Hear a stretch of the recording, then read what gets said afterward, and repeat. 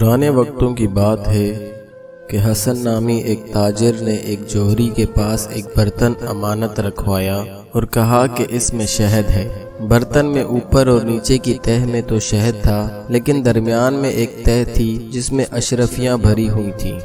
لیکن حسن نے جوہری کو اشرفیوں کے بارے میں نہ بتایا اور شہد کا کہہ کر اپنی امانت کچھ عرصے کے لیے رکھوائی اور دور دراز کے سفر پر چلا گیا۔ بہت عرصے کے بعد جب واپس آیا تو جوہری سے امانت واپس لینے گیا۔ جوہری نے اس کی امانت اسے واپس لوٹا دی اور وہ برتن اسی طرح بند تھا جس طرح حسن نے جوہری کو دیا تھا۔ حسن نے جوہری کا شکریہ ادا کیا اور اپنی امانت لے کر گھر آ گیا۔ لیکن گھر آ کر جب اس نے برتن کھولا تو اس میں سے صرف شہد نکلا اور درمیانی تہہ میں رکھی ہوئی اشرفیاں غائب تھیں۔ وہ بہت پریشان ہوا اور جوہری کے پاس گیا، لیکن جوہری نے اس کی بات ماننے سے انکار کر دیا اور کہا کہ تم نے میرے پاس صرف شہد امانت رکھوایا تھا جو میں نے تمہیں واپس کر دیا۔ اگر اس کے اندر اشرفیاں بھی تھیں تو تم نے مجھے بتایا کیوں نہیں؟ اب تو حسن اور بھی پریشان ہوا اور اپنا مقدمہ لے کر کوتوال کے پاس گیا، لیکن جوہری نے وہاں بھی وہی بات کی کہ اس نے میرے پاس شہد ہی رکھوایا تھا جو میں نے اسے واپس کر دیا۔ کوتوال یہ بات سن کر چپ کر گیا کیونکہ جوہری کی بات ٹھیک تھی، لیکن اسے محسوس ہو رہا تھا کہ حسن جھوٹا نہیں ہے۔ چنانچہ وہ ان دونوں کا مقدمہ قاضی صاحب کے پاس لے گیا، لیکن قاضی صاحب بھی اس مقدمے کا کوئی فیصلہ نہ کر سکے۔ آخرکار بات خلیفہ تک پہنچ گئی۔ خلیفہ نے بھی ساری بات سننے کے بعد جوہری کے حق میں فیصلہ دے دیا کہ جوہری ٹھیک کہہ رہا ہے۔ اگر برتن میں اشرفیاں تھیں تو حسن کو بتانا چاہیے تھا۔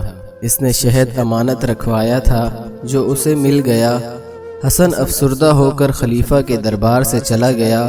سب کو پتا تھا کہ حسن سچا ہے، لیکن وہ اس عجیب و غریب مقدمے کا فیصلہ کرنے سے قاصر تھے۔ کچھ دن گزرے کہ خلیفہ بھیس بدل کر اپنی عادت کے مطابق شہر کا جائزہ لینے نکل گیا۔ ایک جگہ اس نے کچھ بچے کھیلتے دیکھے، جن میں سے ایک خلیفہ بنا ہوا تھا، ایک جوہری اور ایک حسن، اور وہ اسی مقدمے کے بارے میں بات کر رہے تھے۔ خلیفہ رک کر دیکھنے لگ گیا۔ حسن نے اپنا مقدمہ پیش کیا، جوہری نے ماننے سے انکار کر دیا۔ تو خلیفہ بنے بچے نے کہا کہ شاہی حکیم کو بلایا جائے۔ ایک بچہ شاہی حکیم کے روپ میں آیا اور خلیفہ بنے بچے نے اس سے کہا کہ اس شہد کو چکھ کر بتاؤ کہ یہ کتنا پرانا ہے۔